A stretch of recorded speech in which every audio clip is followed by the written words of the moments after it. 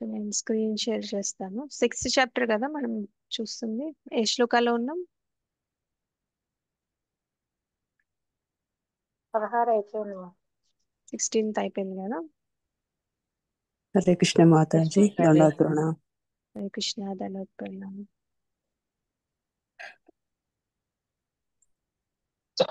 Hare Krishna Mataji, దండాత్ Pranam. Hare Krishna, దండాత్ Pranam. 16th లో ఏం చెప్పారు నిన్న ప్రభుజీ, రిషికేష్ ప్రభు? ఎవరైనా రీక్యాప్ చేస్తారా? హరే కృష్ణ మాతాజీ, యోగులకి యోగం చేయాలంటే అధిక నిద్ర, అధిక తిండి, అసలు నిద్ర లేకపోవటం, అసలు తినకపోవటం, వీళ్ళందరికీ కూడా యోగం కుదరదు అని చెప్పారు. హరి బోల్ ప్రభు.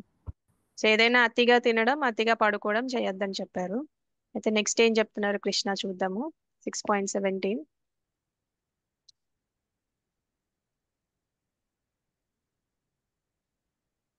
యుక్తాహార విహారస్య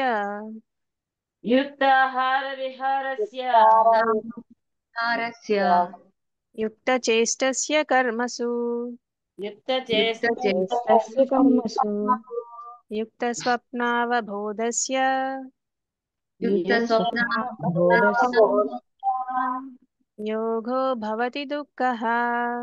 యోగో దుఃఖః. యుక్తాహార విహారస్య యుక్తాహారస్య యుక్తచేష్టస్య కర్మసు యుక్తచేష్టస్య కర్మసు యుక్తస్వప్నావబోధస్య యుక్తస్వప్నావబోధస్య యోగో భవతి దుఃఖః. యోగో భవతి దుఃఖః. యుక్తాహార విహారస్య యుక్తచేష్టస్య కర్మసు యుక్తాహారస్య యుక్తచేష్టస్య కర్మసు యుక్తస్వప్నావబోధస్య యోగో భవతి దుఃఖః. యుక్తస్వప్నావబోధస్య యోగో భవతి దుఃఖః. మనం ఎవరు రిసైడ్ చేస్తారో చూద్దాము. ఉషా మాతాజీ, మీరు శ్లోక రిసైడ్ చేయండి. హరే కృష్ణ మాతాజీ, దండవత్ ప్రణామములు. హరే కృష్ణ. ఓం నమో భగవతే వాసుదేవాయ. యుక్తాహార విహారస్య యుక్తచేష్టస్య కర్మసు యుక్తస్వప్నావబోధస్య యోగో భవతి దుఃఖః. హరే కృష్ణ మాతాజీ. హరి బోల్ మాతాజీ. కళావతి మాతాజీ, మీరు కూడా శ్లోక రిసైడ్ చేయండి. హరే కృష్ణ మాతాజీ. యుక్తాహార విహారస్య యుక్తచేష్టస్య కర్మసు యుక్తస్వప్నావబోధస్య యోగో భవతి దుఃఖః. హరే ఓకే కృష్ణ మాతాజీ. మాతాజీ. పావని మాతాజీ, అనువాదం చదవండి. హరే కృష్ణ మాతాజీ, దండత్ప్రణం. నియమితములైన ఆహారము, నిద్ర, విశ్రాంతి, కర్మములు గలవాడు యోగాభ్యాసము ద్వారా భౌతిక క్లేశములను సమీంపజేసుకోగలడు. హరే కృష్ణ మాతాజీ. Thank you Mataji. హరే కృష్ణ. సంధ్యా మాతాజీ, మీరు అనువాదం సగం చదవండి. కొంచెమే ఉన్నట్టుంది, మీరు చదివేయండి. భాష్యం. హరే కృష్ణ మాతాజీ. హరే కృష్ణ. దేహావసరమైన ఆహారము, నిద్ర, భయము, రక్షణ, మైథునములందు అతి ఎనున్నది యోగాభ్యాసం నందు పురోభివృద్ధికి ఆటంకం కలిగించిన కృష్ణ భగవానికి అర్పింపబడిన ఆహారం పవిత్రమైన ప్రసాద రూపంన గ్రహించడం ద్వారా ఆహార నియమం పాటింపవచ్చును. భగవద్గీత 9.26 అనుసరించి కాయగూరలు, పుష్పములు, ఫలములు, ధాన్యములు, పాలు మున్నగునవి శ్రీకృష్ణకు అర్పింపబడును. ఈ విధంగా కృష్ణ చైతన్యవంతులు సాత్వికములు కానట్టియు మానవులకు ఉద్దేశింపబడినట్టియు ఆహారం స్వీకరింపకుండుట ఎందు అప్రయత్నంగానే శిక్షితులు లేక నియమితులు కాగలడు. కృష్ణ చైతన్యవంతులు తాను కృష్ణ చైతన్య కర్మములను నిర్వహించడం ఎందు సదా జాగరూకుడై ఉండను. కనుక అనవసరంగా నిద్రిస్తూ గడుపు కాలమును గొప్ప నష్టంగా పరిగణించును. అవ్యర్థకాలత్వం. కృష్ణ చైతన్యవంతుడు భక్తియుక్త సేవ లేకుండా క్షణమునైనను వృధా యొగుటకు సహింపడు. కనుక అతడు సాధ్యమైనంత అతి తక్కువ సమయం నిద్రించును. ఈ విషయమున అతనికి శీలరూప గంటలు మాత్రమే నిద్రించుచుండెను. కొన్ని మార్లు ఆ మాత్రము కూడా అతడు నిద్రించేవారు కాదు. హరిదాసు ఠాకూర్ వారు తమ నిత్య నియమములైన 3,00,000 హరినామమును జపమాలపై పూర్తి కానిదే ప్రసాదం గ్రహించుట కాని లేదా క్షణమైన నిద్రించుటయు కానీ చేసేటి వారు కాదు. ఇది కర్మకు సంబంధించిన వరకు కృష్ణ చైతన్యవంతుడు శ్రీకృష్ణుడితో సంబంధం లేనటువంటి ఏ కర్మను చేయకున్నందున అతని కర్మము ఇంద్రియకృతి భావనచే కలుషితము కాకుండా సర్వదా క్రమబద్ధమై ఉండను. ఇంద్రియ భోగమైన ప్రశ్నే లేనందున కృష్ణ చైతన్యవంతునికి భౌతికమైన విశ్రాంతి ఉండదు. ఈ విధంగా తన కర్మ, వాక్కు, నిద్ర, జాగరణ, ఇతర దైహిక కార్యకలాపములన్నింటి అందులో నియమబద్ధుడై ఉండును. కావున అతనికి భౌతిక వేషములేవియును లేకుండాను. హరే కృష్ణ మాతాజీ. Thank you Mataji. హరే కృష్ణ. ఇక్కడ కృష్ణ ఏం చెప్తున్నారంటే, నిన్న ఏం చెప్పారు, నిన్న అతిగా పడుకోకూడదు, అతిగా తినకూడదు అని చెప్పారు కదా. సో ఆ ఎగ్జాంపుల్ చెప్పారు. తర్వాత దానికి కంటిన్యూషన్ ఏం చెప్తున్నారంటే, యుక్తాహార విహారస్య అంటే, యుక్తాహార అంటే సమతుల్యమైన ఆహారం తీసుకోమని చెప్తున్నారు అనమాట. అంటే మనం తినే ఆహారం సమతుల్యంగా ఉండాలంటే బ్యాలెన్స్డ్గా ఉండాలన్నమాట. అంటే అతిగా తినకూడదు, ఎక్కువగా ఉపవాసం కూడా చేయకూడదు అనమాట. అంటే మనకి జంక్ ఫుడ్ తింటే శరీరం మన మనస్సు స్థితి చాలా డిఫరెంట్గా ఉంటుంది. సరైన మోతాదులో తినాలన్నమాట. ప్రసాదం తీసుకోవాలి, సరైన మోతాదులో తీసుకోవాలి. అది కూడా మనకి బ్యాలెన్స్డ్గా మనకి నరిష్మెంట్ ఇచ్చేలాగా తీసుకోవాలన్నమాట. అంటే ఫర్ ఎగ్జాంపుల్ మీరు 11 గంటలకి బిర్యానీ తిన్నారనుకోండి, పొద్దున్నే లేచి జపం చేయగలుగుతారా? ఏకాగ్రత ఉంటుందా జపం చేయడానికి? లేదు ఉండదు మాతాజీ. మాతాజీ. ఉండదు కదా. సో మసాలా ఫుడ్లు అలాంటి తిని మనం లేట్ నైట్ తిని ఎక్కువగా తినడం వల్ల జపం కూడా సరిగ్గా చేయలేము. అంటే భక్తికి కూడా ఈ అతిగా తినడం అనేది మంచిది కాదని చెప్తున్నారు. అంటే సపోజ్ మీకు ఆకలేసింది అనుకోండి, సాయంత్రం పూట నైట్ పడుకునేటప్పుడు ఒక కప్పు పాలు తాగి పడుకుంటే మీరు చక్కగా పొద్దున్నే మెలకు వస్తుంది, మంచిగా జపం హరినామ జపం చేయగలుగుతారు అనమాట. అలా యుక్తాహారం అనేది ఆ సమతుల్యమైన ఆహారం తీసుకోమని చెప్తున్నారు. విహారస్య అంటున్నారు. విహారం అంటే సమతుల్యమైన వినోదం అన్నమాట. అంటే ఎక్కువగా నైట్ టైం ఎక్కువగా సీరియల్స్ చూడు పడుకోవడం, లేదంటే గంటల తరబడి మొబైల్స్ లో ఉండడం, ఇవన్నీ మైండ్ డ్రైన్ అయిపోద్ది అనమాట. మైండ్ చాలా నీరసపడిపోతుంది అనమాట. మనం జపం సరిగా చేయలేము, కీర్తనం చేయలేము, శ్రవణం కూడా సరిగా చేయలేము అనమాట. సో అలా కాకుండా మనం నైట్ ఏదన్నా చక్కగా ఒక మంచి వైష్ణవ గీతం విని పడుకున్నాం అనుకోండి, చక్కగా మంచిగా రేపు పొద్దున్న మీరు జపంలో బాగా చేయగలుగుతారు, రోజంతా చాలా ఉత్సాహంగా ఉండగలుగుతారు అనమాట. ఈ సీరియల్స్ ఇవన్నీ భౌతికమైనవి చూడడం వల్ల మైండ్ అంతా వాటితో ఆక్యుపై అయిపోయి ఉంటుంది. మనం జపంలో కూడా సరిగా చేయలేం. జపం చేసేటప్పుడు అవే గుర్తొస్తాయి కదా, మనం ఏవైతే చేస్తామో జపంలో అవే గుర్తొస్తాయి కాదా? వస్తాయా? ఎగ్జాక్ట్లీ మాతాజీ. మనం ఏది చేస్తామో అదే మనకి జపంలో అవే ఆలోచనలు వస్తాయి అనమాట. మనకి మైండ్ ఎంత ఫాస్ట్గా ఉంటుందంటే వీసా పాస్పోర్ట్ లేకుండా చక్కగా అన్ని దేశాలు తిరిగి వచ్చేస్తుంది అనమాట. అవన్నీ గుర్తొస్తూ ఉంటాయి. మనం ఒకవేళ సీరియల్లో ఆస్ట్రేలియా కానీ స్విట్జర్లాండ్ కానీ చూపించారనుకోండి, మన మైండ్ అక్కడికి వెళ్ళిపోద్ది ఆటోమేటిక్గా. అందుకని మనం అలాంటి చాలా తక్కువగా చూడాలి, వీలైతే అసలు చూడకుండా ఉండాలి. ఇంకా దానివల్ల మనకి భక్తి అనేది చాలా డిఫరెన్స్ అనేది వస్తుంది అనమాట. ఈ గాసిప్స్ మాట్లాడడం, ఎవరైనా గురించి వాళ్ళు ఇలా అంట వీళ్ళు ఇలా అంట అలాంటివి మాట్లాడడం వల్ల వాళ్ళ కర్మలన్నీ మనకి ట్రాన్స్ఫర్ అవ్వడమే కాకుండా మనకి భక్తిలో కూడా ప్రోగ్రెస్ అనేది ఉండదన్నమాట. మనకి ఎక్కువ అవే గుర్తొస్తూ ఉంటాయి కాబట్టి అవన్నీ చాలా మితంగా ఉండమని చెప్తున్నారు అనమాట. సమతుల్యంగా ఉండమని చెప్తున్నారు. అంటే బ్యాలెన్స్డ్ గా విహారం బ్యాలెన్స్డ్ గా ఉండాలి, యుక్త ఆహారం కూడా బ్యాలెన్స్డ్ గా ఉండాలి అని చెప్తున్నారు అనమాట.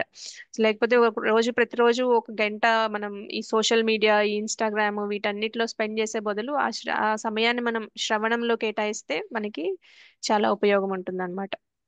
ఇంకా ఏం చెప్తున్నారంటే కర్మసు యుక్త చేష్ట అంటున్నారు. అంటే సమతుల్యమైన పని చేయమంటున్నారు అనమాట.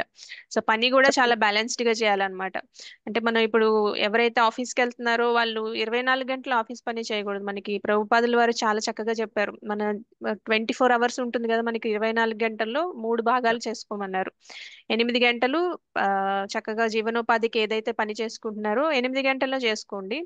మిగతా 8 గంటలు పడుకోవడం కానీ, లేదంటే స్నానం చేయడం కానీ, ప్రసాదం తీసుకోవడం కానీ, అవన్నీ 8 గంటలు చేసుకోండి. 8 గంటలు భక్తి చేయండి అని చెప్పారనమాట. సో అలా మనం సమతుల్యంగా బ్యాలెన్స్డ్ గా, ఇప్పుడు మనకి జనరల్ గా మనం వర్క్ చేస్తే కూడా వర్క్ లైఫ్ బ్యాలెన్స్ అంటారు కదా, ఆ వర్క్ లైఫ్ బ్యాలెన్స్ ఎలానో ఈ స్పిరిచువల్ లైఫ్, భౌతికమైన జీవితం కూడా మనం బ్యాలెన్స్ చేసుకోవాలన్నమాట. అలానే భౌతికంగా ఏం చేయకుండా సన్యాసంలో కలిసిపోమని చెప్పలేదన్నమాట. మనం మన జీవితాన్ని మనం జీవిస్తూ కృష్ణుడిని సెంటర్ లో పెట్టుకొని జీవించమని చెప్తున్నారు అనమాట. సో అలా పని చేయడం కూడా చక్కగా బ్యాలెన్స్డ్ గా చేయమని చేయమంటున్నారు. అంటే నేను ఈ ఈ సాలరీ కోసమే నేను పని చేస్తున్నాను, నేను నా జీవితం అంతా దానికే 24 గంటలు నాకున్న 16 గంటలు దానికే ఇస్తాను, 8 గంటలు పడుకుంటానంటే దానివల్ల ఉపయోగం ఉండదు అనమాట. ఎందుకంటే మనకి జీవితంలో కృష్ణ భక్తి లేనప్పుడు, కృష్ణుని సెంటర్లో చేసుకున్నప్పుడు మనం అంత సంపాదించి కూడా వేస్టే కదా, లాస్ట్కి మనం ఏం తీసుకెళ్ళలేము. ఓన్లీ భక్తి మాత్రమే మనకి నెక్స్ట్ జన్మకు కూడా ట్రాన్స్ఫర్ అవుతుంది అనమాట. మనం ఈ రోజు ఈ జన్మలో ఎంతవరకైతే భక్తి చేసామో నెక్స్ట్ జన్మలో కూడా మనం అక్కడి నుంచి స్టార్ట్ చేస్తాం అనమాట. కానీ ఇక్కడ ఈ జన్మలో మనం ఎంత కష్టపడ్డాము, ఆ, చాలా ఆఫీస్లో చాలా కష్టపడ్డామంటే నెక్స్ట్ జన్మలో మీకు ఓకే మీరు ఈ రోజు డైరెక్టర్ పొజిషన్లో ఉన్నారు, నెక్స్ట్ జన్మలో మీకు రాగానే డైరెక్టర్ పొజిషన్ ఇస్తారా? నో మాతాజీ. ఎవరు కదా. మళ్ళా అవును ఫస్ట్ నుంచి మాధవి. చదువుకోవాలి, మళ్ళా ఆల నుంచి నేర్చుకోవాలి, ఏబిసిడీల నుంచి నేర్చుకోవాలి, మళ్ళీ కొత్తగా ఉంటది అనమాట. కానీ భక్తి అలా ఉండదు. భక్తిలో మీరు ఎప్పుడు ఈ జన్మలో ఎంత చేశారో అక్కడ నుంచే మీకు స్టార్ట్ చేస్తారనమాట. దానికి మాత్రం మీకు ముందు నుంచి మళ్ళా రీస్టార్ట్ అనేది ఉండదు. భౌతికంగా అలా ఉండదు అనమాట. ఆధ్యాత్మికానికి భౌతికానికి చాలా తేడా ఉంటుంది అనమాట. సో స్వప్న అవబోధ అంటున్నారు, అంటే నిద్ర మేలుకోవడం కూడా సమతుల్యంగా ఉండాలంటున్నారు. సో నిద్ర కూడా చాలా సమతుల్యంగా ఉండాలన్నమాట. అంటే మరి 4 గంటలే పడుకొని శరీరం శక్తి లేని స్థితికి వెళ్ళిపోయి మనం భక్తి చేసుకోలేనట్టు ఉండకూడదు అనమాట.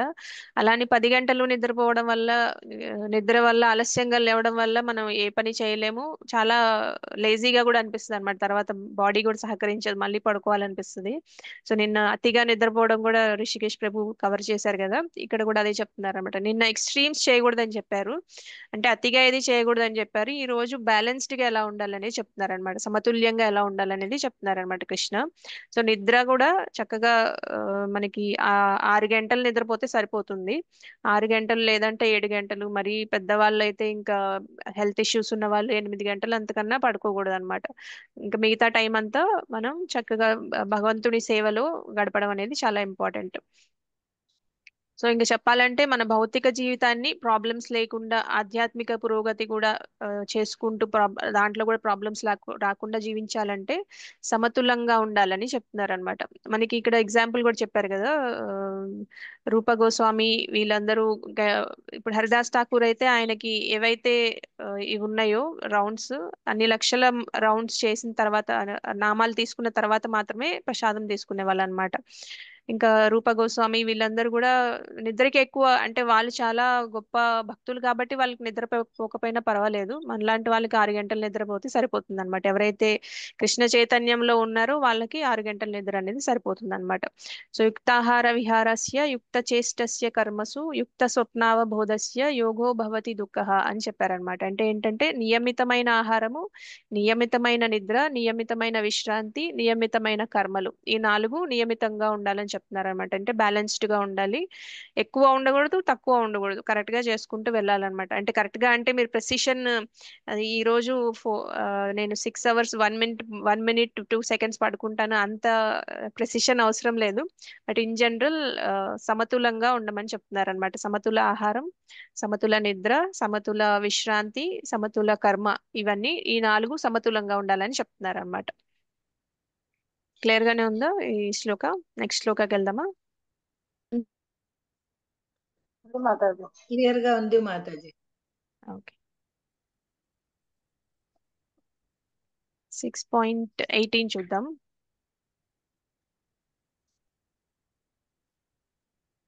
రిసైట్ చేసుకొని మనం డిస్కస్ చేద్దాం.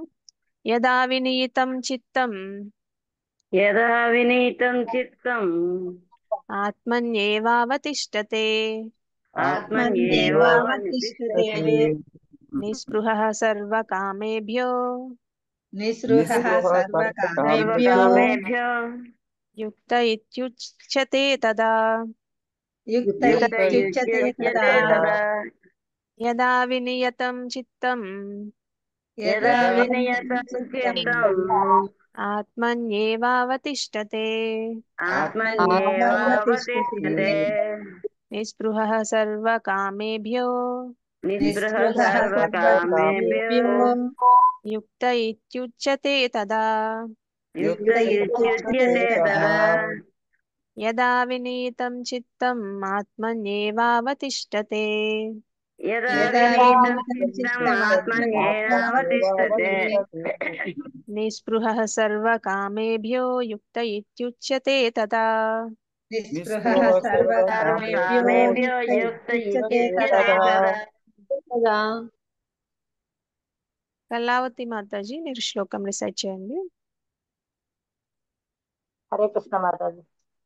హరే కృష్ణ. యదా వినీయతం చిత్తమాత్మనేవ్యావతిష్టతే నిస్పృహా సర్వకామేభ్యో యుక్త ఇత్యుచ్యతే తదా. హరే కృష్ణ మాతాజీ. హరి బోల్ మాతాజీ. శోభా మాతాజీ. హరే కృష్ణ మాతాజీ, దండవత్ ప్రణామ్. చెప్పండి మాతాజీ. హరే కృష్ణ. శ్లోక చదవండి మాతాజీ మీరు కూడా. ఒకవేళ అస్తు. యదా వినీయతం చిత్తం ఆత్మన్యేవావతిష్ఠతే నిస్పృహ సర్వకామేభ్యో యుక్త ఇత్యుచ్యతే తదా. ధన్యవాదాలు మామి. హరి బోల్ మాతాజీ. ఉషా మాతాజీ మీరు అనువాదం చదవండి.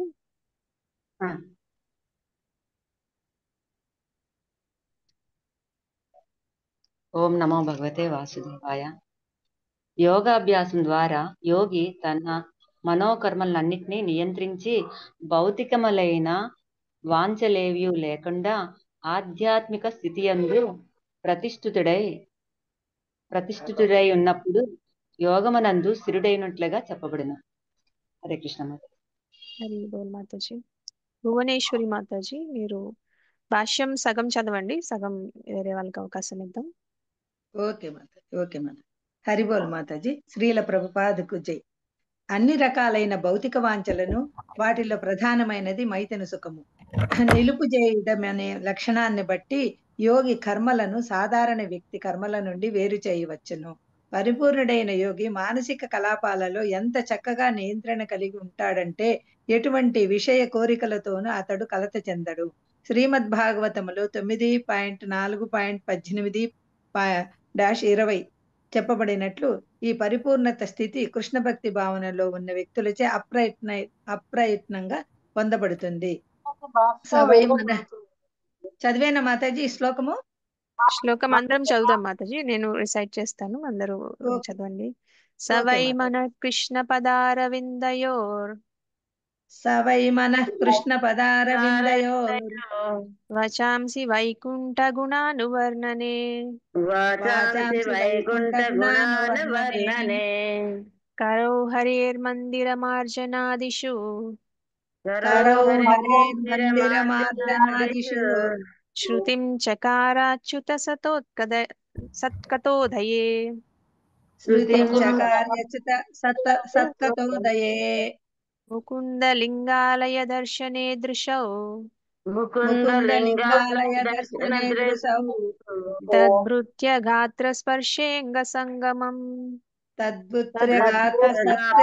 సంగమం ఘ్రాణం చ తత్పాద సరోజ సౌరభే గ్రాణం చ తత్పాద సరోజ సౌరభే శ్రీమత్తులస్యారసనాం తదర్పితే శ్రీమత్తులస్యారసనాం తదర్పితే ఆదౌ హరే క్షేత్ర పదానుసర్పణే పాదౌ హరే క్షేత్ర పదానుసర్పణే శిరో హృషీకేశ పదాభివందనే శిరో హృషీకేశ పదాభివందనే కామం చ దాస్యేన తు కామకామ్యయా కామం చ దాస్యేన నతు కామకామయా యథోత్తమ శ్లోక జనాశ్రయారతిః యథోత్తమ శ్లోక జనాశ్రయారతిః.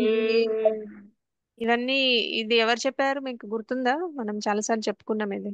బ్రహ్మ సంహిత కాదు కాదు మాతాజీ, ఇవన్నీ అంటే మనం మనస్సు కృష్ణుడి పాదాల మీద ఉంచాలని చెప్తున్నారు. సవై మన కృష్ణ పదారవిందయో వచాంసి వైకుంఠ గుణానువర్ణనే. వచాంసి అంటే వాక్కు ఎలా వాడాలంటే వైకుంఠ గుణానువర్ణనే అంటే భగవంతుడి కథ లీలల గురించి మాట్లాడాలని చెప్తున్నారు. కరౌ హరేర్ మందిర మార్జనాదిషు, కరౌ అంటే చేతులు ఎలా వాడాలో చెప్తున్నారు.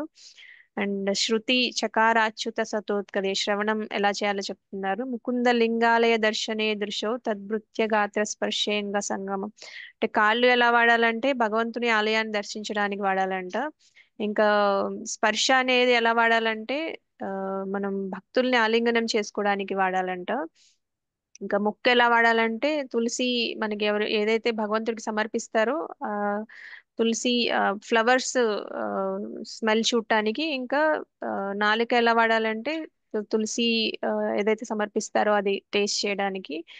ఇంకా మొత్తం మన అంగాలు ఎలా వాడాలి, మన బాడీ ఎలా వాడాలి, మన కోరికలు ఎలా ఉండాలంటే కామం చ దాస్యే నతు కామ కామ్యయ. అంటే ఇవన్నీ భగవంతుడికి సేవ చేయడానికి అనే కోరిక తప్ప ఇంకే కోరికలు ఉండొద్దని చెప్తున్నారు. ఇవన్నీ ఎవరు చేశారు? ఇంకొకరు గుర్తు రావాలి, ఒక గొప్ప భక్తులు. అంబరీష్ మహారాజ్. అంబరీష్ మహారాజ్. అంబరీష్ మామ. కరెక్ట్, కరెక్ట్ గా చెప్పారు. సో అంబరీష్ మహారాజు ఇలా చేశారని చెప్తున్నారు అనమాట. సో ఇది శ్రీమద్ భాగవతంలో చెప్పారు. సో మనం ఎలా యూస్ చేసుకోవాలి మనకి ఇచ్చిన బాడీని, దాన్ని మనం ఈ భౌతిక ప్రపంచంలో భౌతిక ఇంద్రియ తృప్తికి కాకుండా మనం పర్మనెంట్ ఆనందం ఎలా పొందాలి, ఎలా వాడుకోవాలి మనకి ఇచ్చిన భౌతిక శరీరాన్ని అనేది చెప్పారనమాట. చదవండి మాతాజీ నెక్స్ట్. ఈ ఫస్ట్ పేరా చదవండి, నెక్స్ట్ పేరా ఎవరైనా చదువుతారు. అంబరీష మహారాజు మొట్టమొదట తన మనస్సును శ్రీకృష్ణుని పాద పద్మాలపై నెలకొల్పాడు. ఆ పైన ఒకదాని తర్వాత ఒకటిగా అతడు తన వాక్కులను భగవంతుని దివ్య గుణాలను వర్ణించడంలో, తన చేతులను భగవన్ మందిరాన్ని శుభ్రం చేయడంలో, తన చెవులను భగవంతుని కర్మలను వినడంలో, తన కళ్ళను భగవంతుని దివ్య రూపాలను చూడడంలో, తన దేహాన్ని భక్తుల దేహాలను స్పృశించడంలో, తన నాసికను భగవంతుని సమర్పించిన కలువ పూల సుగంధాన్ని వాసనను చూడడంలో, తన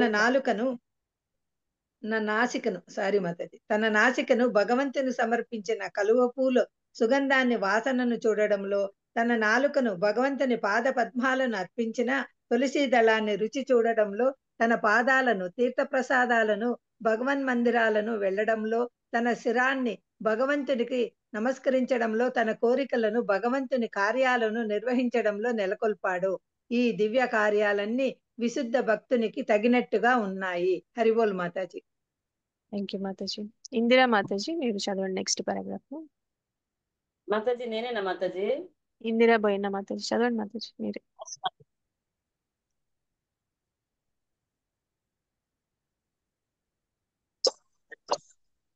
మాతాజీ కొద్దిగా నిరాకార మార్గం నుంచి మాతాజీ కదా మాతాజీ? ఈ ఆధ్యాత్మిక నిరాకార మార్గాన్ని అక్కడి ఇంకా నిరాకార మార్గమును అవలంబించు. నిరాకార మార్గమును అవలంబించు వారికి ఇట్టి ఆధ్యాత్మిక స్థితిని వర్ణించుట సాధ్యము కాదు. కృష్ణ చైతన్యవంతునికి అది అత్యంత సులభము మరియు ఆచరణ యోగ్యమగును. ఈ విషయము పైన వర్ణింపబడిన అంబరీషుని కార్యముల ద్వారా విదితమవుతున్నది. నిత్య స్మరణము ద్వారా శ్రీకృష్ణ భగవానుని చరణ కమలముల చెంత మనస్సు లగ్నము కానిదే అట్టి ఆధ్యాత్మిక కర్మల ఆచరణీయములు కాజాలవు. కనుక శ్రీకృష్ణుని భక్తియుక్త సేవ యందలి కర్మలో అర్చనము ఇంద్రియములన్నిటినీ శ్రీకృష్ణ భగవానుని సేవలో నెలకొల్పుట అనబడును. వాస్తవమునకు మనస్సుకు ఇంద్రియములకు ఏదియో ఒక వ్యాపకమందు ఉండవలను. కర్మలను త్యజించుట ఆచరణీయము కాదు. కనుకనే సామాన్య జనులకు, ముఖ్యముగా సన్యాసాశ్రమం నందు లేని వారికి పైన వర్ణింపబడినటువంటి దివ్యమైన ఇంద్రియములను, మనస్సును ఆధ్యాత్మిక కార్యముల యందు నెలకొల్పుటయే ఆధ్యాత్మిక అనుభూతి ప్రాప్తికే చక్కని విధానం. అది ఏ యుక్తము అని భగవద్గీత తెలుపుచున్నది. Thank you Mataji. హరే కృష్ణ. దండవత్ ప్రణామ్. Thank you Mataji. సో మనం 6.16 లో ఏం చెప్పారంటే మనం అతిగా ఏం చేయకూడదని చెప్పారు. అతిగా చేయకుండా మరి ఏం చేయాలి అంటే కృష్ణ ఏం చెప్తున్నారంటే సమతులంగా చేయాలి, బ్యాలెన్స్డ్ గా చేయాలని చెప్తున్నారు. ప్రభుజీ మీరు మా మ్యూట్ లో ఉండండి. కిషన్ ప్రభు మ్యూట్ అయిపోయాను మాతాజీ. హరే కృష్ణ. ఓకే హరిబో. సో మనకి 16 లో ఏం చెప్పారంటే ఎలా ఉండాలో చెప్పారు, ఎలా ఉండకూడదో 15 లో చెప్పారు. 16 లో ఎలా ఉండకూడదో చెప్పారు, అతిగా ఉండకూడదు అని చెప్పారు. మరి ఎలా ఉండాలంటే సమతులంగా ఉండాలని చెప్పారు 17 లో. ఇప్పుడు 18 లో ఏం చెప్తున్నారంటే దాని వల్ల ఏమవుతుందని చెప్తున్నారు. అలా సమతులంగా ఉండడం వల్ల ఏమవుతుందని చెప్తున్నారు అనమాట. సమతులంగా ఉండడం వల్ల మన మనస్సు పూర్తిగా భగవంతుని పైన నియంత్రణ అంటే నిమగ్నం చేయగలం అనమాట. మన మన మనస్సు నిమగ్నం చేయడం వల్ల మనం భగవంతునికి ఈజీగా కనెక్ట్ అవ్వచ్చు అనమాట. అలాంటి వ్యక్తిని యుక్తుడైన యోగి అని అంటారని చెప్పారనమాట. సో ఈ శ్లోకంలో ఏం చెప్పారంటే, యదా విన్యంతం చిత్తం ఆత్మన్యేవావతిష్టతే నిస్పృహ సర్వకామేభ్యో యుక్త ఇత్యుచ్యతే ఇత్యుచ్యతే తదా అని చెప్పారు. అంటే ఏంటంటే, అలాంటి వ్యక్తి యుక్తుడైన యోగి అంటారు అని చెప్తున్నారు అనమాట. అంటే అతిగా ఏం చేయరు, బ్యాలెన్స్డ్ గా ఉంటారు. ఆ బ్యాలెన్స్ వల్ల వాళ్ళకి ఆ మనస్సు అనేది భగవంతుడి మీద కేంద్రీకరించగలుగుతారు కాబట్టి వాళ్ళు యుక్తుడైన యోగి అని చెప్తున్నారు అనమాట. అంటే మనం ఈ ఈ యోగి అంటే మనం సన్యాసం తీసుకున్న వాళ్ళు కాదు కాబట్టి కృష్ణ చైతన్యంలో ఉండే వాళ్ళు ఇలా వాడుకుంటారు అనేది కూడా మనకి ప్రభుపాదుల వారు భాగవతం ఎగ్జాంపుల్ చెప్పారు. అంబరీష్ మహారాజ్ ఎలా చేసేవాళ్ళు, ఆయన ఉన్న అంగాలన్నిటినీ ఎలా వాడారు, ఎలా వాడుకున్నారు, భగవంతుని సేవలో ఎలా ఉపయోగించారు అనేది కూడా చెప్పారు. అయితే ఈ శ్లోకంలో మనకి మన మానసిక స్థితి ఎలా ఉండాలి అని చెప్తున్నారు అనమాట. ఎవరైతే భగవంతుడి మీద మనస్సు లగ్నం చేయగలుగుతారో అలాంటి వాళ్ళ మానసిక స్థితి ఎలా ఉండాలి అని చెప్తున్నారు అనమాట. అంటే 17లో మనకి ఎక్స్టర్నల్ గా ఎలా ఉండాలి సమతుల్యం గురించి చెప్పారు. అంటే బాహ్యంగా ఎలాంటి సమతుల్యం గురించి చెప్పారు, ఆహారం నిద్ర పని వీటన్నిటి గురించి చెప్పారు ఎలా ఉండాలో. ఈ శ్లోకంలో మనకి అంతరంగంగా మనస్సు ఎలా ఉండాలి, ఎలా ఉంటే యోగా స్థితిలో ఉన్నట్లు అని చెప్పబడుతుందో చెప్పారనమాట కృష్ణ. అంటే విన్యతం చిత్తం అంటే పూర్తిగా నియంత్రించబడిన మనస్సు అని అర్థం అనమాట. విన్యతం చిత్తం అంటే మనస్సు మనకి వెళ్ళిపోతూ ఉంటుంది, దాన్ని తీసుకొచ్చి మనలా భగవంతుని చింతనలో స్థిరంగా ఉంచాలన్నమాట. ఇనీషియల్ గా మనం స్టార్ట్ చేసినప్పుడు మనకి మనస్సు ఫుల్ గా లగ్నం అవుతుందా, మనం జపం చేసేటప్పుడు ఎవరికైనా అవుతుందా ఫుల్ గా? కాదు మాతాజీ, మాతాజీ కాదు మాతాజీ, కాదు మాతాజీ. పరిగెడుతూ ఉంటుంది కదా ఎటు కొట్టు. అంటే మనకి చిన్న పిల్లవాడు ఉంటారు, పాకే చిన్న పిల్లవాడు ఉన్నాడు అనుకోండి, ఎప్పుడు వెళ్ళిపోతూ ఉంటాడు. మనం ఎక్కడైతే డేంజర్స్ అవుతాయో, ఎక్కడ అపాయం జరుగుతుందో అని మళ్ళా తీసుకొచ్చి మళ్ళా మనం తీసుకొస్తూనే ఉంటాం కదా, వెళ్తూనే ఉంటాడు తీసుకొస్తూనే ఉంటాం. అలానే మన మనస్సు కూడా ఎటో కొట్టు వెళ్ళిపోతూ ఉంటుంది, మనం దాన్ని తీసుకొచ్చి మళ్ళా భగవంతుడి ధ్యానం మీద పెట్టాలన్నమాట. సో అలా పెడుతూ పెడుతూ ఉన్నప్పుడు మనకి ఆ ప్రాక్టీస్ వల్ల ఒక రోజు స్థిరమైన మనస్సు అనేది వస్తుంది. సో విన్యతం చిత్తం అంటే పూర్తిగా నియంత్రించిన మనస్సు అని అర్థం అన్నమాట.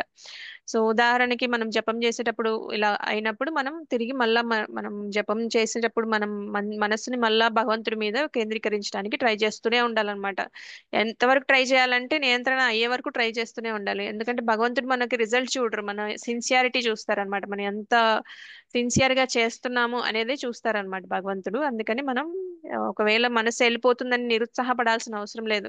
వెళ్తే వెళ్ళనియండి, కానీ తిరిగి తీసుకొని రండి మళ్ళీ భగవంతుని ధ్యానం మీద నిమగ్నం అయ్యేలాగా చేయండి అనమాట. సో అలా మన నెక్స్ట్ ఏం చెప్తున్నారంటే ఆత్మన్యేవావతిష్టతే అంటున్నారు. అంటే మనం భగవంతునిలో స్థిరపడటానికి మనం ఎలా హెల్ప్ అవుతుంది అంటే చిత్తమైన మనస్సు భగవంతుని మీద స్థిరపడడానికి ఉపయోగపడుతుంది అని చెప్తున్నారు అనమాట. ఎప్పుడైతే మనస్సు చిత్తంగా ఉంటుందో అప్పుడు భగవంతుని మీద స్థిరంగా ఉంటుందని చెప్తున్నారు అనమాట. అంటే మనం ఎలా ఉండాలనేది మనకి అంబరీష్ మహారాజ్ ఎగ్జాంపుల్ కూడా చెప్పారు. అంటే మనం ఆలయానికి వెళ్ళకపోయినా పర్వాలేదు, ఒక్కొక్కసారి మనం వెళ్ళలేకపోయినా కూడా ఇంట్లోనే భగవంతుని ఫోటో ముందు కూర్చొని కృష్ణ నువ్వే నాకు శరణు అని జపం చేస్తే కూడా మన మనస్సు భగవంతుడి పైన స్థిరంగా ఉంటుందన్నమాట. ఇంకా ఏం చెప్తున్నారంటే నిస్పృహ సర్వకామేభ్యో అన్ని భౌతిక కోరికల నుండి దూరంగా ఉండాలని చెప్తున్నారు అనమాట. సర్వకామేభ్యో అంటే భౌతికమైన కోరికలు అనమాట. అంటే పేరు ప్రఖ్యాతలు కావాలి అంటే మనం జపం చేసేటప్పుడు అనుకుంటాం, నేను ఈ 16 మాలలు చేస్తాను, నాకు ఈ పదవి కావాలి, ఈ పేరు కావాలి, ఈ భోగాలు కావాలి, ఇంద్రియ తృప్తి కావాలి, అలాంటి కోరికలు ఏమి కోరుకోకూడదు అనమాట. నిస్పృహ అంటే అలాంటి వాటి మీద మనకి ఇంట్రెస్ట్ ఉండకూడదు, దూరంగా ఉండమని చెప్తున్నారు అనమాట. అట్లీస్ట్ జపం చేసేటప్పుడు మనం కోరికలకి దూరంగా ఉండాలన్నమాట. సర్వకామేభ్య నిస్పృహ అని చెప్తున్నారు అనమాట. అంటే మనం ఫోన్ జనరల్ గా మనం పక్కన వాళ్ళతో కంపేర్ చేసుకుంటూ ఉంటాం కదా. ఎవరైనా ఐఫోన్ కొత్త వర్షన్ తీసుకున్నారనుకోండి, వీళ్ళకి డబ్బులు లేకపోయినా ఈఎంఐ పెట్టుకొని కూడా తీసుకుంటారనమాట. సో అలాంటి కోరికలు అలాంటి మనస్సుతో మనం భగవంతుని భక్తి చేయలేమన్నమాట. అలాంటి కోరికలన్నిటికీ దూరంగా ఉండమని చెప్తున్నారు. ఏది అవసరం అవుతుందో అది భగవంతుడే మనకి ఇస్తారు కాబట్టి మనం వాటి గురించి ఎక్కువ ఆలోచించే అవసరం లేదని చెప్తున్నారు అనమాట. సో ఈ శ్లోకంలో ఏం చెప్తున్నారంటే ఎవరైతే మనస్సును నియంత్రించి భగవంతుని మీద స్థిరంగా ఉంచుతారో, అది బాహ్యంగా ఉన్న కోరికలన్నిటినీ నియంత్రించుకొని అలాంటి వాళ్ళు చక్కగా నిజమైన యోగాలో ఉన్నారని చెప్తారన్నమాట. యోగా అంటే ఏంటి? మనం కనెక్టింగ్ విత్ గాడ్ కదా, భగవంతునితో కనెక్షన్ అనేది పెట్టుకోవడాన్ని యోగా అంటారు. ఆ యోగాలో ఉన్న వాళ్ళు ఎవరైతే ఉంటారో వాళ్ళు ఇలా ఉంటారని చెప్తున్నారు అనమాట. వాళ్ళు మనస్సును నియంత్రించుకుంటారు. మనస్సు ఎలా నియంత్రణ అవుతుంది? సమతులంగా ఉండడం వల్ల నియంత్రణ అవుతుంది అనమాట. ఏమేం సమతులంగా ఉండాలి? 4 చెప్పుకున్నాం మనం. ఆహారం, నిద్ర. నిద్ర, నిద్ర, ఆహారం, నిద్ర. విశ్రాంతి. ఆహారం, నిద్ర, విశ్రాంతి, ఇంకా పని. ఈ 4 నియంత్రణలో ఉండాలి. మాతాజీ మరొకసారి చెప్పండి. 4 కర్మలే కదా మాతాజీ? 4th వన్ కర్మ, అవును. ఓకే. కర్మ నియంత్రణలో ఉండాలి, ఆహారం నియంత్రణలో ఉండాలి, నిద్ర నియంత్రణలో ఉండాలి, ఇంకా ఆ, వినోదం, వినోదం అంటాం కదా మనం. ఏవైతే ఆ, మనం ఇప్పుడు భజన చేసుకుంటాము చక్కగా, అప్పుడు మనకి వినోదం వస్తుందా రాదా? మనం కీర్తన చేసినప్పుడు వినోదం వస్తుందా? ఎస్ మాతాజీ. సో అలాంటి వినోదాలు చేసుకోవాలి. కానీ మనం ఇప్పుడు సినిమాలు చూడడం, ఈ సీరియల్స్ చూడడం, గాసిప్స్ చెప్పుకోవడం, ఒకరి మీద ఒకరు చెప్పుకోవడం, అట్లాంటివి చేసి వినోదం అనేది తీసుకోకూడదు అనమాట. సో అది కూడా సమతులంగా ఉండమని చెప్తున్నారు అనమాట. భోజనం, నిద్ర, పని, వినోదం, ఈ 4 సమతులంగా ఉండాలని చెప్తున్నారు. అవన్నీ సమతులంగా ఉంటే మనకి మనస్సు అనేది స్థిరంగా ఉంటుందని చెప్తున్నారు అనమాట. ప్రాక్టికల్ గానే ఉంది కదా, మనకి క్లియర్ గా అర్థమవుతుంది కదా. ఇవన్నీ కరెక్ట్ గా ఉంటే, మనం భోజనం ఎక్కువ తింటే కూడా మనం మైండ్ సరిగ్గా ఉండదు, నిద్ర ఎక్కువ పోయినా మైండ్ సరిగ్గా పనిచేయదు. అలాని పని ఎక్కువ చేసి స్ట్రెస్ బాగా, ఈ స్ట్రెస్ లోకి వెళ్ళిపోతే కూడా మైండ్ సరిగ్గా పనిచేయదు. అండ్ వినోదం ఎక్కువ చేసినా కూడా మన మైండ్ దాని మీద తిరుగుతూ ఉంటది, కరెక్ట్ గా ఆలోచించలేదు అనమాట. అంటే భగవంతుడి మీద స్థిరంగా ఉండలేదు, మిగతా విషయాల్లో కూడా భౌతికంగా కూడా చాలా ప్రాబ్లమ్స్ వస్తూ ఉంటాయి అనమాట.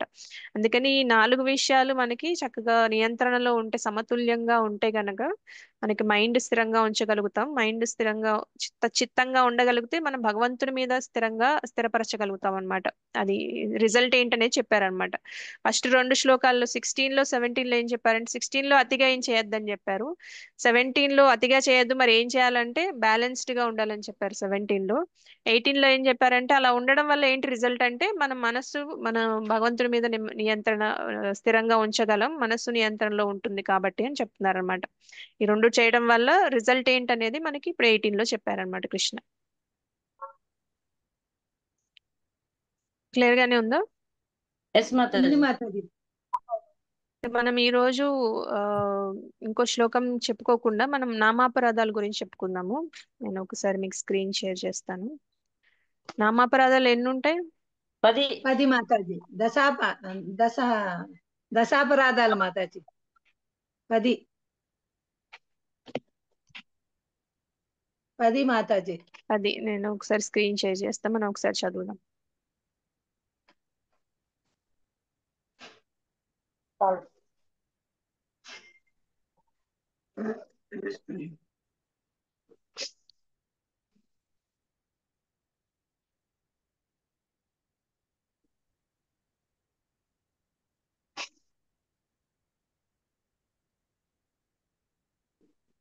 కనిపిస్తుందా?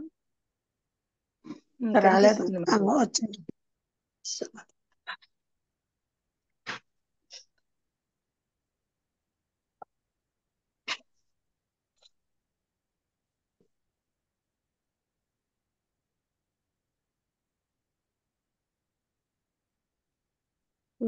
వర్డ్ కనిపిస్తుందా మీకు? అదే కనిపిస్తుందా ఇంకా? సరిగా కనపడలే. 17 వచ్చాయి మాతాజీ.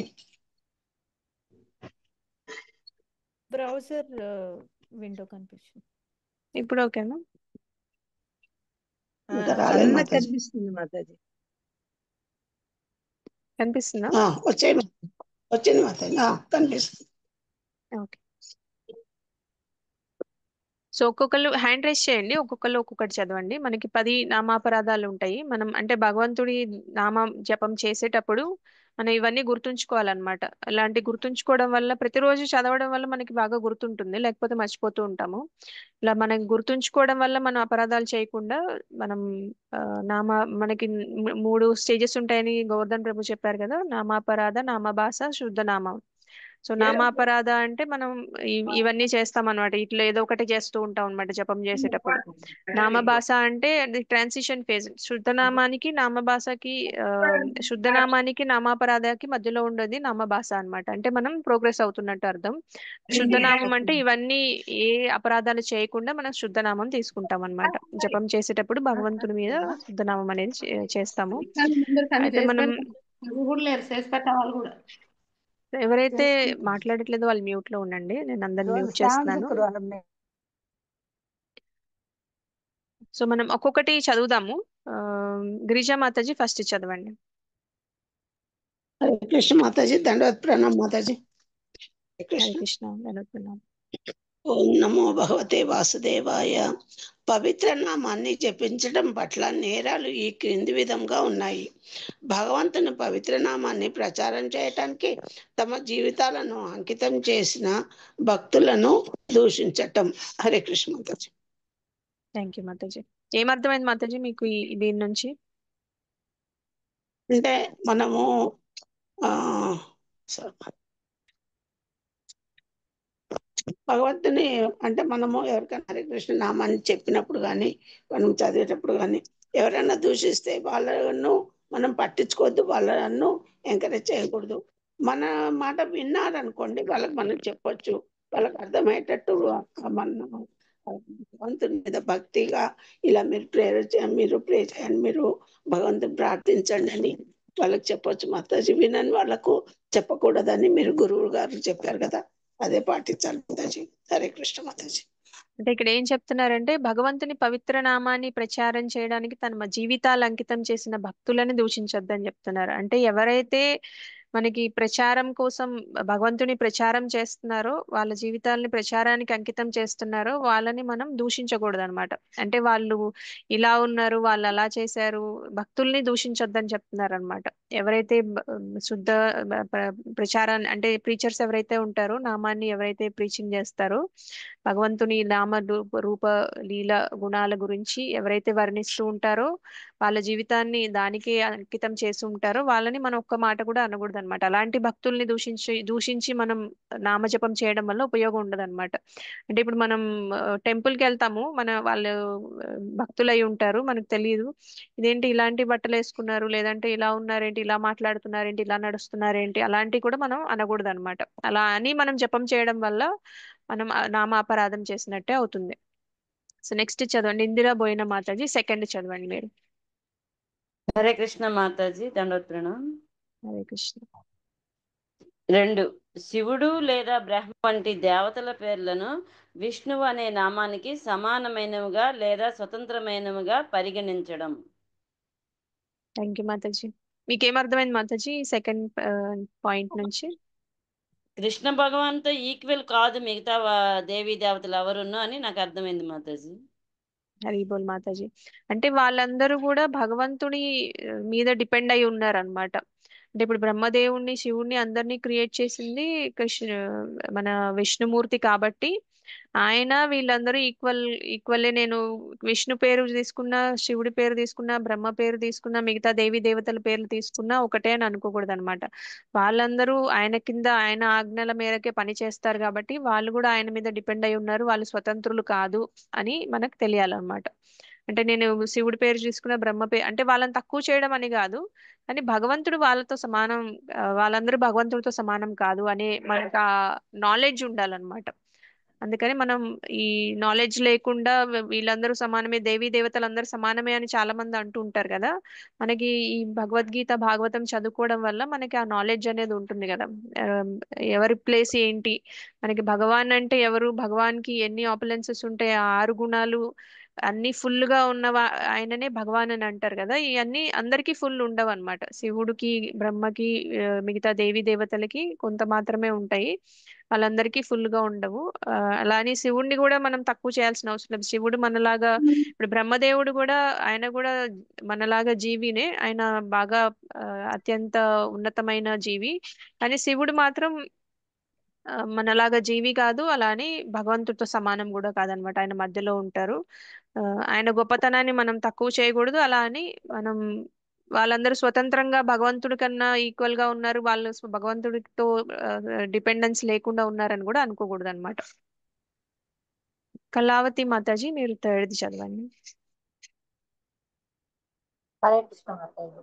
ఆధ్యాత్మిక గురువు ఆజ్ఞలను ధిక్కరించడం. Thank you Mataji. మీకేమర్థమైంది మాతాజీ దీని నుంచి?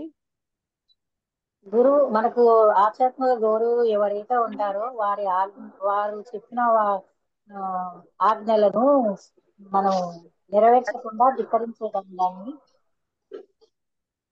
ధిక్కరించకూడదని ఇప్పుడు మనకి ఇనిషియేషన్ అయిన వాళ్ళైతే గురువు గారు మిషన్ ఏదైతే ఉంటుందో దాని మీద వర్క్ చేయాలి, దాన్ని ధిక్కరించకూడదు, తిరస్కరించకూడదు. అంటే కొంతమంది అంటే ఇప్పుడు మన మెంటాలిటీ ఎలా ఉంటుందంటే మనకు నచ్చిన పని అయితే చేస్తాం అనమాట, మనకి నచ్చంది కష్టమైంది అయితే చేయం కదా. ఇప్పుడు మామూలుగా గురువు గారు 16 మాలలు చేయండి పొద్దున్నే 4 గంటలకు లేసి అంటే మనకు కుదిరితే చేస్తాం, లేకపోతే చేయం కదా.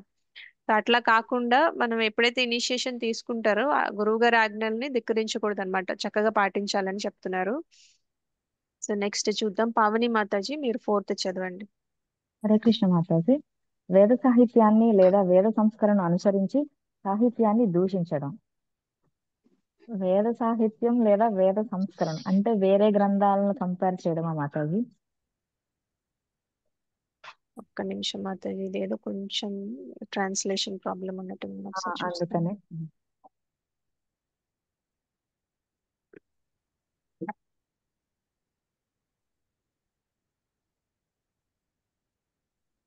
నేను ఇంకొక స్క్రీన్ షేర్ చేస్తాను. ఓకే మాతాజీ. కనిపిస్తుందా మాతాజీ స్క్రీన్? వైదిక గ్రంథములను కనిపిస్తుంది దూషించుట. కనిపిస్తుంది ఇది మాతాజీ. చదవండి మాతాజీ, ఫోర్త్ చదవండి. వేదాలు మరియు వేద సంప్రదాయ ధర్మశాస్త్రాలను అవమానించడం. ఓకే, ఏదైతే మనకి శాస్త్రోక్తంగా ముందు నుంచి గురువులు చెప్పిందో దాన్ని పాటించకపోవడం పక్క నుంచి అసలు అవమానించకూడదు. హరే కృష్ణ మాతాజీ. Thank you Mataji. అంటే శృతి స్క్రిప్చర్స్, స్మృతి స్క్రిప్చర్స్ అని 2 రకాలు ఉంటాయి మనకి వేదాలు. ఆ వేదాలని మనం నిందించకూడదు, "ఓ, వాళ్ళు అలానే చెప్తారులే, దాంట్లో అలా రాశారని మనం చేయాలా ఏంటి", ఇలాంటి మాటలు మాట్లాడకూడదు అనమాట. సో మనం పాటించకపోవడం అనేది ఒక పెద్ద తప్పు, పాటించకుండా దాన్ని దూషించడం అనేది ఇంకో పెద్ద తప్పు అన్నమాట. సో అలాంటి మనం నామ జపం చేసేటప్పుడు మనం ఇవన్నీ గుర్తుంచుకోవాలి. ఇలాంటి మాటలు మనం రెగ్యులర్ గా మనం డే టు డే యాక్టివిటీస్ లో కూడా మనం మాట్లాడకూడదు అనమాట. Okay Mataji. Hare Krishna. Thank you Mataji. Sandhya Mataji మీరు 5th చదవండి.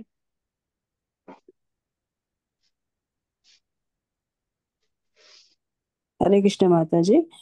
హరే కృష్ణ. హరినామ మహిమ కల్పితమైనదిగా భావించడం. అంటే ఇంత గొప్పదా అని హరినామం అని అనుమానం పెట్టుకోవద్దు అనేసి చెప్తున్నారు. నాకు అర్థమైంది మాతాజీ.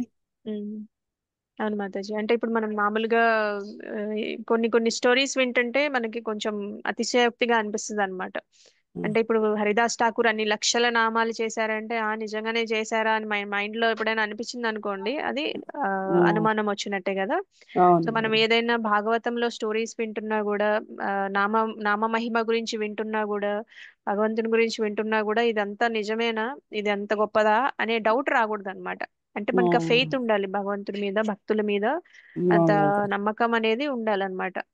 అలా నమ్మకంతో మనం హరినామ జపం చేస్తే అది ఆ డిఫరెన్స్ చాలా మీరు ఫీల్ అవుతారు అనమాట. అందుకని ఇవన్నీ మనం గుర్తుంచుకోవాలి.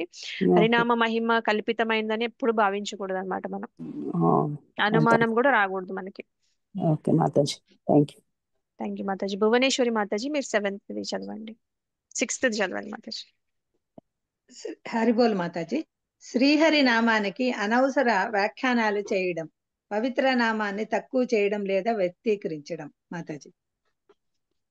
Thank you Mataji. ఏమర్థమైంది మాతాజీ మీకు?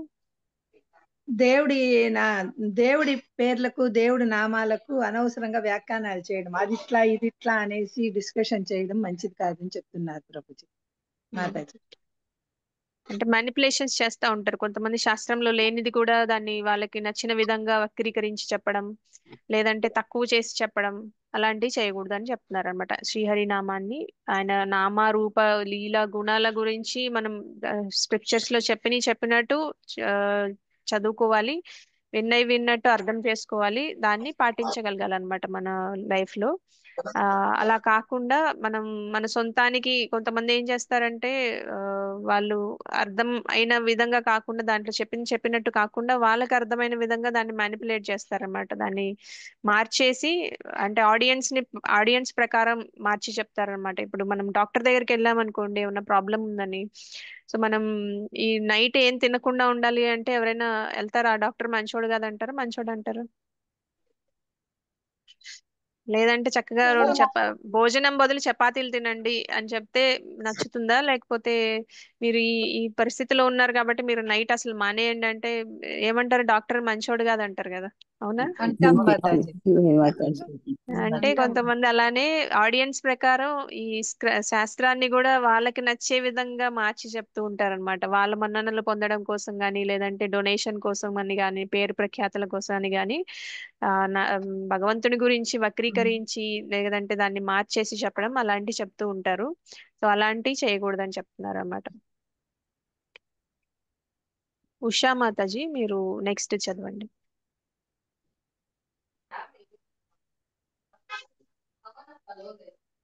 ఓటా ఉషా మాతాజీ. మాతాజీ నెక్స్ట్ చదవండి మాతాజీ. మాతాజీ హరినామంపై పూర్తి విశ్వాసం లేకపోవడము మరియు భౌతిక ఆకాంక్షలను విడిచిపెట్టకుండా అది కాదు ఉండడం. మాతాజీ, 7th చదవలే మనం ఇంకా. 7th మాతాజీ హరినామ ఆధారంగా పాప కర్మములు చేయడం. హరే కృష్ణ జపిస్తే పాపాలు పోతాయని నమ్మి చింతించకుండా పాపాలు చేయడం. ఏమర్థమైంది మాతాజీ మీకు? దేవుడి పేరు పెట్టి అందరూ మోసాలు చేస్తుంటారు కదా, అది చేయకూడదని. ఇంకా నామం జపిస్తే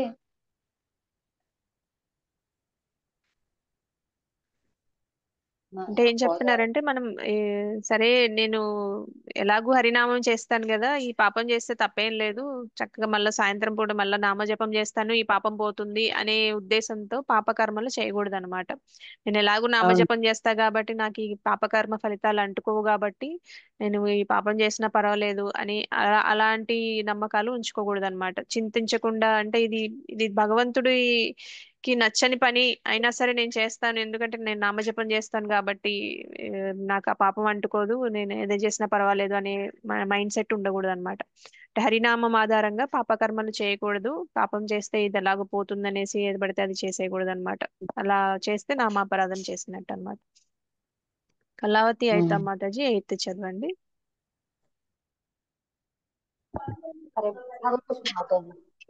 హరినామ జపాన్ని కేవలం ఫలసేవన కర్మగా శుభకార్యంగా మాత్రమే భావించడం. ఇది సాధారణ వేదయాగం లాంటిదని భావించడం. ఏమర్థమైంది మాతాజీ మీకు? ఈ హరినామ జపాన్ని కేవలము ఫలసేవన కర్మగా శుభకార్యంగా మాత్రమే భావించాలి, వేరేగా భావించకూడదు అని అర్థమైంది. యాక్చువల్ గా మనం హరినామం జపాన్ని అంటే ఈ జపం చేస్తే నాకు ఈ ఫలితం వస్తుంది, లేదంటే నాకు శుభం జరుగుతుంది అని, అంటే ఇప్పుడు మన కర్మకాండలో చేస్తాం కదా. కర్మకాండ అంటే ఏంటి? ఒక యజ్ఞం చేసిన ఒక విధి విధానంగా కొన్ని పూజలు చేస్తూ ఉంటారు. ఈ పూజ చేస్తే ఆ వాస్తువుకి మంచిది, ఈ పూజ చేస్తే నాకు పిల్లలు పుడతారు, ఈ పూజ చేస్తే ఉద్యోగం వస్తుంది, అట్లాంటివి ఉంటాయి కదా. అలాగా హరినామ జపం చేయకూడదని చెప్తున్నారు. అంటే నేను హరినామ జపం చేయడం వల్ల నాకు మంచి జరుగుతుంది, శుభం జరుగుతుంది, దాని వల్ల నేను హరినామం చేస్తాను, అలాంటి కర్మకాండ సెక్షన్ లాగా మనం చేయకూడదు అనమాట. అలా కాకుండా మనం భగవంతునితో మన కనెక్షన్ ఏర్పరచుకోవాలి, మన ఆధ్యాత్మికంగా మనం భగవంతుని దగ్గరికి వెళ్ళిపోవాలి అనే ఉద్దేశంతో చేయాలి కానీ ఈ భౌతికమైన ఫలాపేక్షతో సో లేదంటే ఆస్పీషియస్నెస్ కోసం శుభం జరుగుతుంది అనే ఉద్దేశంతో హరినామ జపం చేయకూడదని చెప్తున్నారు అన్నమాట. మోహిని మాతాజీ నెక్స్ట్ చదవండి మాతాజీ. హరే కృష్ణ మాతాజీ.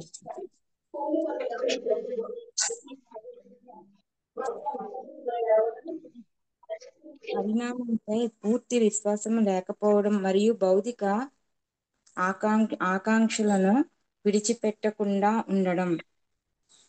ఎన్నిసార్లు వినినా ఆలోచనలో భౌతిక 9 మాతది చదవాల్సింది మాతాజీ యాక్చువల్ గా 9 చదవాలి మాతాజీ. 9 చదవాలి. పవిత్ర నామ మహిమను శ్రద్ధ లేని వారికి వివరించడం, వారిలో గౌరవం లేకపోతే పవిత్ర నామానికి అవమానం జరుగుతుంది. అంటే శ్రద్ధ లేని వారికి చెప్పడం, వాళ్ళు వింటున్నారో లేదో అన్నది మనకు తెలిసిపోద్ది మాతాజీ, వీళ్ళు చేస్తారో చేయరో అని. అలాంటి వాళ్ళకి కూడా చెప్పకూడదు అన్నట్టు చెప్తున్నారు మాతాజీ. ఆ హరినామం పైన గౌరవం లేకపోయినా పవిత్ర నామం కదా అని దానికి అవమానం జరుగుతుంది కదా, అందుకని వాళ్ళకి చెప్పకూడదు. అలాంటి వాళ్ళు తీసుకోలేని పక్షంలో, భగవంతుని దగ్గరికి తీసుకోలేని పక్షంలో వాళ్ళకి చెప్పొద్దు అని చెప్తున్నాను. హరిబోల్ మాతాజీ. అయితే మనం జనరల్ గా చెప్పకపోతే వాళ్ళకి తెలియదు కదా, చెప్పకూడదు అని కాదు. యాక్చువల్ గా కొంతమంది అంటే ఎంతవరకు చెప్పాలో అంతవరకు చెప్పాలి, ఆర్గ్యుమెంట్ లోకి వెళ్ళకూడదు అనమాట. కొంతమంది ఆర్గ్యూ చేస్తారు, ఇదేంటి కృష్ణుడే గొప్ప లేకపోతే శివుడే గొప్ప లేకపోతే వినాయకుడు గొప్ప, అంటే ఎవరికి వాళ్ళకి ఫేవరెట్ దేవీ దేవతలు ఉంటారు కదా. సో అలాంటి వాళ్ళు ఏం చేస్తారంటే, నేను ఒక ఎగ్జాంపుల్ చెప్తున్నా, ఇలాంటివి చాలా ఉంటాయి. వాళ్ళు ఏం చెప్తారంటే ఆర్గ్యుమెంట్ లోకి వెళ్ళిపోతారు అనమాట. ఆర్గ్యుమెంట్ లోకి వెళ్ళినప్పుడు తెలియకుండానే భగవంతుణ్ణి దూషించే అవకాశం ఉంటుందన్నమాట. అందుకని చెప్పొద్దని చెప్తారనమాట. అంటే వాళ్ళు ఆల్రెడీ ఆ అండర్స్టాండింగ్ లేదు, ఆ అండర్స్టాండింగ్ లేకపోవడం వల్లే వాళ్ళు అలా మాట్లాడుతున్నారు. అలా మాట్లాడడం వల్ల వాళ్ళు భగవంతుని డైరెక్ట్ గా దూషించే అవకాశం ఉంటుంది, కాబట్టి వాళ్ళకే మంచిది కాదనమాట. అందుకని మనం ఎంతవరకు వెళ్ళి చెప్పాలో అంతవరకే చెప్పాలి. ఇది కొంచెం వాళ్ళకి ఇంకా ఎక్కట్లేదు, వాళ్ళు ఆర్గ్యుమెంట్ మోడ్ లోకి వెళ్తున్నారంటే మనం ఆర్గ్యుమెంట్ చేయడం వల్ల అది ఇంకా నష్టం జరుగుతుంది వాళ్ళకి. మనం చెప్తాం, మనం ఇలా శాస్త్రాల్లో చెప్తున్నారంటే వాళ్ళకి మనం ఏమనుకోవాలంటే వాళ్ళకి ఆ భక్తి ఆ నాలెడ్జ్ భగవంతుడు ప్రసాదించాలని కోరుకొని అక్కడ వరకు వదిలేయాలన్నమాట. అంతేగాని మనం ఆర్గ్యుమెంట్ లోకి వెళ్ళి లేదు ఇట్లా భగవద్గీతలో రాసింది భాగవతంలో రాసింది అంటే వాళ్ళకి ఆ నమ్మకమే ఇంకా స్థిరపడలేదు, కాబట్టి వాళ్ళకి ఎంతవరకు చెప్తే అర్థమవుతుందో అంతవరకు చెప్పాలి. అసలు చెప్పకుండా ఉండడం వల్ల వాళ్ళకి అసలు తెలియకుండా ఉండే అవకాశం ఉంటుంది కదా. కొంతమందికి నమ్మకం అనేది వస్తుంది, కొంతమంది చెప్పగానే నమ్మకం వస్తుంది, మెల్లమెల్లగా ప్రోగ్రెస్ అవుతారు. అలా చెప్పకుండా ఉండకూడదు. అలా అని ఎవరికి చెప్పాలో మనకు తెలియాలి, ఎంతవరకు చెప్పాలో కూడా మనకు తెలియాలన్నమాట. సో పవిత్ర నామ మహిమని అంత శ్రద్ధగా వినేవాళ్ళు ఆ శ్రద్ధ కలిగించేలాగా మనం చెప్పగలగాలి. అంటే ఇప్పుడు పెద్ద పెద్ద మన గొప్ప ఆచార్యులు ఉంటారు, ఒక్క మాట చెప్తే చాలు మనకి ఒక అనుభూతి అనేది కలుగుతుంది, భగవంతుని అనుభూతి అనేది కలుగుతుంది. అలా చెప్పగలిగితే పర్వాలేదు, చెప్పలేకపోతే మనకి శక్తి మేరకు చెప్పొచ్చు. అది మనం గమనించాలన్నమాట. వాళ్ళకి వేరేగా వెళ్తుందా, వాళ్ళు మళ్ళా ఇంకా అవమానించే ఛాన్స్ ఉందా పవిత్ర నామాన్ని అనేదాకా మనం చెప్పొచ్చు. ఆ అంతవరకు వెళ్ళి చెప్పాలన్నమాట. ఎక్కువ చెప్పడం వల్ల అవమానం జరిగే అవకాశం ఉన్నప్పుడు మనం ఆపేయాలి ఇంకా అది. శోభా మాతాజీ 10th చదవండి. హరినామంపై పూర్తి విశ్వాసం లేకపోవడం మరియు భౌతిక ఆకాంక్షలను విడిచిపెట్టకుండా ఉండడం. ఎన్నిసార్లు వినినా ఆలోచనల్లో భౌతిక కాంక్షలే ఉండడం. అంటే ఎన్నిసార్లు దైవనామ స్మరణ చేసినా, ఎన్నిసార్లు హరే కృష్ణ మంత్రం చెప్పినా కూడా ఇంకా నాకు ఇందులో పురోగతి వస్తే బాగుండు, నాకు అవి చేతికి దొరికితే బాగుండు, ఇవి అందితే బాగుండు అని ఇంకా మెటీరియల్ వరల్డ్ లోనే ఉండడం, దైవనామం పైన రుచి లేకపోవడం. హరిబోల్ మాతాజీ చక్కగా చెప్పారు. అంటే మనకి పూర్తిగా విశ్వాసం అనేది ఇప్పుడే రాదు, అందుకే మనం నామాపరాధ స్టేజ్ లోనే చాలా రోజులు ఉంటాము. కానీ సిన్సియర్ ప్రాక్టీస్ వల్ల నామభాషకి వెళ్తాము, తర్వాత శుద్ధ నామానికి వెళ్తాము. సో మనం అది తెలుసుకోవాలి. ఆ అలా అని మనం విశ్వాసం అనేది మెల్లమెల్లగా డెవలప్ అవ్వకుండా అక్కడే ఉండిపోకూడదు అనమాట. ఆ విశ్వాసం అనేది ఎలా వస్తుంది మనకి, హరినామంపై విశ్వాసం ఎలా వస్తుంది? నిరంతర అభ్యాసం. అభ్యాసం అంటే ఏంటి? అంటే నిరంతరం హరినామ జపం ఏబిసిడి చెయ్యాలి మాతాజీ, సాధన చెయ్యాలి. ఏబిసిడి చేయాలి మాతాజీ. ధ్యాస ప్రాక్టీస్ పెట్టి చేయాలి. మీరు భక్తి చేయాలి. చెప్పింది అన్ని కరెక్టే. సాధన చేయాలి. సాధన అంటే ఏంటంటే శ్రవణం చేయాలి, కీర్తన చేయాలి, ఇంకా అసోసియేషన్ లో ఉండాలన్నమాట. ఇవన్నీ ఏబిసిడి చేయడం వల్ల మనకి చక్కగా ప్రాక్టీస్ అవుతుంది, సాధన అనేది ముందుకెళ్తుంది. తర్వాత శుద్ధనామానికి వెళ్ళగలుగుతాం అనమాట. Thank you so much Matajis and Prabhujis for attending today session. వాంఛా కల్పతరుభ్యశ్చ కృపా సింధుభ్యైవ చ పతితానాం పావనేభ్యో వైష్ణవేభ్యో నమో నమః. హరినామం ఈ నామాపరాధాలు రోజు చదువుకుంటే బాగుంటుంది కదా. అవును మాతాజీ డీటెయిల్ గా కాకపోయినా మాతాజీ ఒకసారి మొత్తం గుర్తుంటది, రిపీట్ అవుతాం మాతాజీ. చదువుదాం మాతాజీ, 2 minutes లో అయిపోతుంది. రోజుకొకరు చదివితే చాలా బాగుంటుంది. మాకు బై హార్ట్ వచ్చేస్తాయి మాతాజీ రోజు చదివితే. అవును, గుర్తుండాలి మనకి, లేకపోతే మనం రోజు చదివితేనే గుర్తుంటాయి. లేకపోతే అవును మనం మాతాజీ. జపం చేసేటప్పుడు మనకి ఏవేవో గుర్తొస్తుంటాయి, మనం ఎలా అంటే అలా చేసేస్తూ ఉంటాము. మన మూడ్ ని బట్టి ఒక్కొక్కసారి మనకి ఏదైనా ప్రాబ్లం ఉందనుకోండి, మనకి ప్రాబ్లం ఉన్నప్పుడు మనం ఏమనుకుంటాం, ఈ ప్రాబ్లం తీరితే బాగుండు దేవుడా అనుకుంటాం కదా. అనుకుంటాం అవునండి. కదా. సో మనం ఆ స్టేజ్ నుంచి మనకి ఏది ఇచ్చినా మనం భగవంతుడి దయ, ఈ ప్రాబ్లం ఇవ్వడం వల్ల మనకే మంచిది అనే భావన ఉండాలన్నమాట. ఇది మనకు కొన్ని అవును. ఎగ్జాంపుల్స్ ఉంటాయి కదా. మనకి ఒక రాజుగారు ఉంటారు, ఆ రాజుగారికి వేలు తెగిపోతుంది. వేలు తెగిపోతే చాలా తిట్టుకుంటాడు అనమాట ఆయన. ఆ మంత్రి గారు నీకు మంచి జరిగిందంటే మంత్రిని జైల్లో పెట్టేస్తాడు. గుర్తుందా స్టోరీ? ఆ మంత్రిని జైల్లో పెట్టడం వల్ల మంత్రికి మంచి జరుగుతుంది, రాజుగారికి వేలు లేకపోవడం వల్ల ఆయనకి మంచి జరుగుతుంది. ఎందుకంటే ఆయన అడవిలోకి వెళ్ళినప్పుడు కోయ వాళ్ళు పట్టుకుంటారన్నమాట ఆయన్ని. పట్టుకోవడం వల్ల ఆయన బలి ఇవ్వడానికి రెడీ చేస్తారు.